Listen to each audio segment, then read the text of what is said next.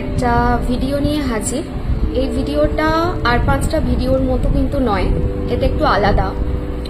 তোমরা জানো যে আয়ুর্বেদ ব্যাপারটা আমি খুব মানি, আমি মেনে চলার চেষ্টা করি। আয়ুর্বেদিক জিনিসপত্র ইউজ করে দেখেছি, মানে মেডিসিনস অ্যান্ড অল, খুব ভালো কাজ পাই। তার মধ্যে তোমরা জানো পঞ্চতুলসী একটা। সো ভাবলাম তোমাদের জন্য ছোট্ট ছোট্ট কয়েকটা টিপস দিই, যে টিপসগুলো তোমাদের কাজে লাগবে। না আমি কোনো আয়ুর্বেদের ডক্টর নই, যতটা বই থেকে পড়েছি, যতটা জানি, যতটা প্র্যাকটিক্যাল এক্সপিরিয়েন্স থেকে দেখেছি, তার উপর ভিত্তি করেই আমি জিনিসটা বলছি। তবে হ্যাঁ, আমাদের আয়ুর্বেদের সাথে অ্যাস্ট্রোলজি সামহাও কিছুটা রিলেটেড রয়েছে, পরে কখনো সেটা নিয়ে কথা বলা যাবে। বিশেষ করে 8th কাসপাল সাবলর্ড, স্টারলর্ড অ্যান্ড সাবলর্ড, মানে অষ্টম ভাব যেটা, that is highly connected with Ayurveda. তো একটা মানুষের 8th কাসপাল সাবলর্ডকে বেটার করতে গেলে আয়ুর্বেদাকে ইউজ করা যেতে পারে। Now what is 8th কাসপাল সাবলর্ড? যত ডিলে, ডিসঅ্যাপয়েন্টমেন্ট, সেই সমস্ত জিনিস কিন্তু এই 8th কাসপাল সাবলর্ডই দেয়। তো সেটাকে বেটার করতে গেলে কিন্তু অবশ্যই যার হাতটা ধরতে হবে, দ্যাট ইজ আয়ুর্বেদ। যদিও 8th আরো অনেক মানে আছে, আবারও বলছি, যদি সেই বিষয়ে কথা বলতে চাই তাহলে ভিডিওটা অনেক বড় হয়ে যাবে, অনেক লেন্দি হয়ে যাবে। আজকে সেটা নিয়ে থাক, পরে কখনো এই সাবজেক্টের উপরে কথা বলা যেতে পারে।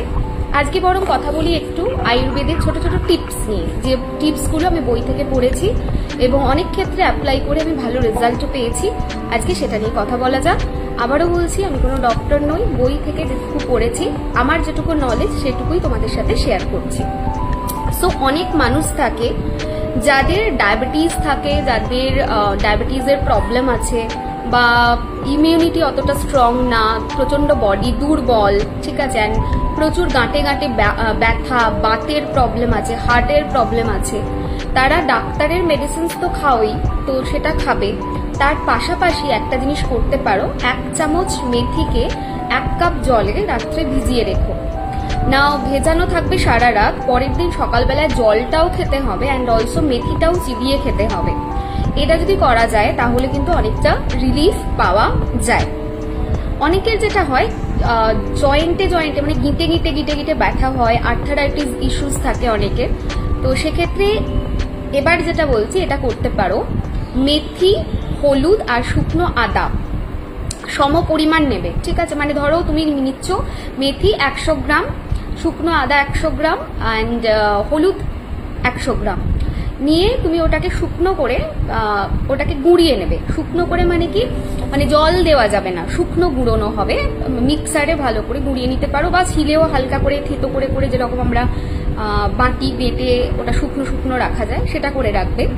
দিয়ে ওই চূর্ণটাকে রেডি রেখে দেবে, ঠিক আছে।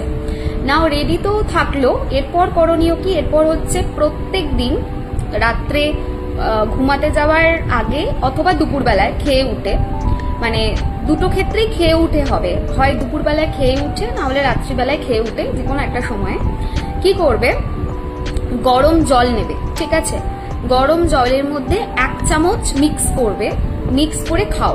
দেখবে গাঁটের যে ব্যথা, অবভিয়াসলি মেডিসিনস নেবে, মেডিসিনসের সাথে এটা করবে। নাও তোমাদের মনে হতে পারে মেডিসিনসের সাথে করলে কি আদেও রেজাল্ট পাবো? অ্যাবসলিউটলি পাবে। এবং যেহেতু আয়ুর্বেদ সময় লাগে, আয়ুর্বেদ খুব তাড়াতাড়ি যে ওয়ার্ক করে তেমন নয়, তো আয়ুর্বেদে তো প্রচন্ড সময় লাগে, সো সেটা মাথায় রাখতে হবে। তো 6টা মাস যেন মেনটেন হয়, তারপরে ধীরে ধীরে দেখবে রেজাল্টটা দিতে শুরু করবে। আর একটা জিনিস যেটা, যাদের গাঁটের প্রবলেম আছে, যাদের বাতের প্রবলেম আছে, তারা না চেষ্টা করবে জলীয় খাবার যেগুলো রয়েছে, যেগুলোর মধ্যে ওয়াটার রয়েছে, লাইক লাউ, কুমড়ো, এগুলো একটু জলীয় খাবার হিসেবে কাউন্ট করা হয়। যদিও লাউকে ভীষণ ভালো বলা হয় আমাদের আয়ুর্বেদায়, বাট স্টিল আমি সাজেস্ট করবো তোমাদের, তো যে জলীয় খাবার আছে সেই জিনিসটা কম খাওয়ার চেষ্টা করবে। গাঁটের ব্যথা যদি থাকে, রাত্রে রাইসটাকে মানে ভাতটাকে অ্যাভয়েড করার চেষ্টা করবে। অ্যাকচুয়ালি কি হয় আমি প্রসেসটা বলছি। আমাদের বডির মধ্যে তো মানে আলাদা আলাদা তত্ত্ব আছে। যেমন আমি সবসময় বলি আমার বডি হচ্ছে পিত্ত বডি। সো আমি যদি সব খাই, স্টিল আমি রোগাই থাকবো, আমি খুব একটা মোটা কিন্তু হব না, একটু ওয়েট গেইন হতে পারে, বাট খুব যে মোটা হবো তেমন নয়, বিকজ আমার বডিতে পিত্তের ভাবটা বেশি। সো আমি যাই খাবো না কেন সেটা প্রপার ডাইজেস্ট হয়ে যাবে। তো যাদের বডিতে বাতের প্রভাবটা বেশি তাদেরই অ্যাকচুয়ালি ওই গাঁটে গাঁটে ব্যথাটা হয়। দ্যাটস ওয়াই যে জলীয় খাবার যেগুলো রয়েছে সেগুলো যদি একটু অ্যাভয়েড করা যায় তাহলে কিন্তু অনেকটা রিলিফ পাওয়া যায়। আচ্ছা, নেক্সট জিনিস কি? নেক্সট জিনিস হচ্ছে আর্থারাইটিস অ্যান্ড ডায়াবেটিস রোগীদের ক্ষেত্রে, ঠিক আছে, যদি আর্থারাইটিসের প্রবলেম আছে বা ডায়াবেটিসের প্রবলেম আছে, মেথি জলে ভিজিয়ে তারপর জলটা খেয়ে নাও পরের দিন, আর মেথিটাকে অঙ্কুরিত হতে দিয়ে দাও, স্প্রাউট হতে দিয়ে দাও শুকনো শুকনো করে, মানে গাটা একটু মুছে নিয়ে ওটাকে রেখে দাও, ওটা স্প্রাউট হয়ে যাবে।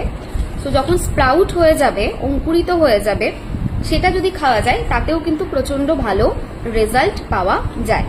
নেক্সট হচ্ছে মেথিকে ভিজিয়ে একদম ভেজানোর পর যখন পুরো ভিজে গেল সারা রাতে, পরের দিন যেটা করতে পারো, একটা কাঠ তৈরি করে নিতে পারো বেটে, ঠিক আছে, বেটে কাঠ তৈরি করে নিতে পারো।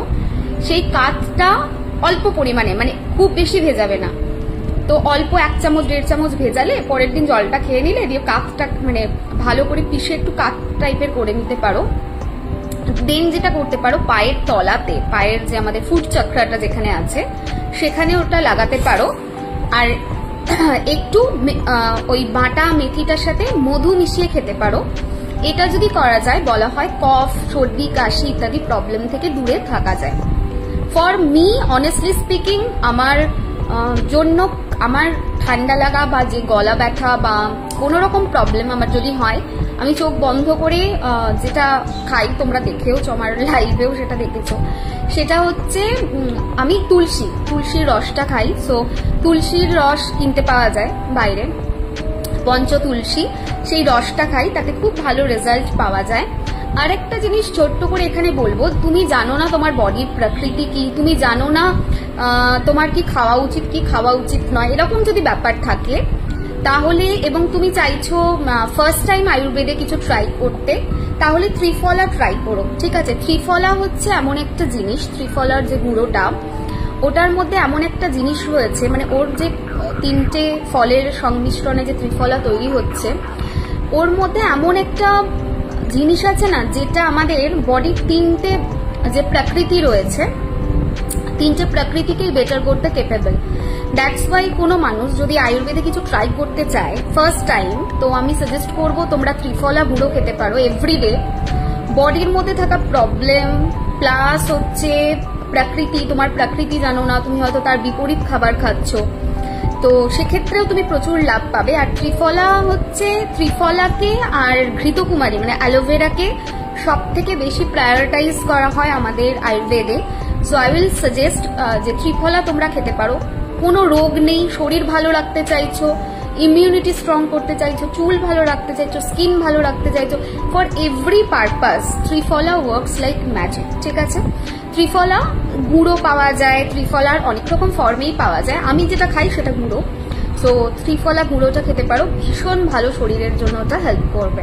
আবারও বলছি, আমি কোনো ধরনের আয়ুর্বেদ সংক্রান্ত ব্যাপার স্যাপার বিশাল যে জানি তা নয়, আমার ছোটখাটো যেটুকু নলেজ সেইটুকুই আমি তোমাদের সাথে শেয়ার করছি। আমার মনে হয় আমি যদি কিছুর ক্ষেত্রে উপকৃত হয়েছি, তোমরাও উপকৃত হলে তোমাদেরও ভালো লাগবে। তো সেই জিনিসটা মাথায় রেখেই পুরো জিনিসটা গাইড করা। ডেফিনেটলি যার যা প্রবলেম আছে মেডিসিনস নেবে, তার সঙ্গে এটা করো। 6টা মাস করার পরে নিজেরা বুঝতে পারবে যে লাইফে কতটা পজিটিভ ইম্প্যাক্ট ফেলছে এই আয়ুর্বেদ। ওকে, চলো আজকের মতো ভিডিওটা এন্ড করছি। কেমন লাগলো অবশ্যই জানিও, ঠিক আছে। আর পারলে শেয়ার করে দিও। সবাইকে বলবো অনেক ভালোবাসা। ডিভাইন ব্লেসিংস কমেন্টে লিখতে একদম ভুলো না। টাটা।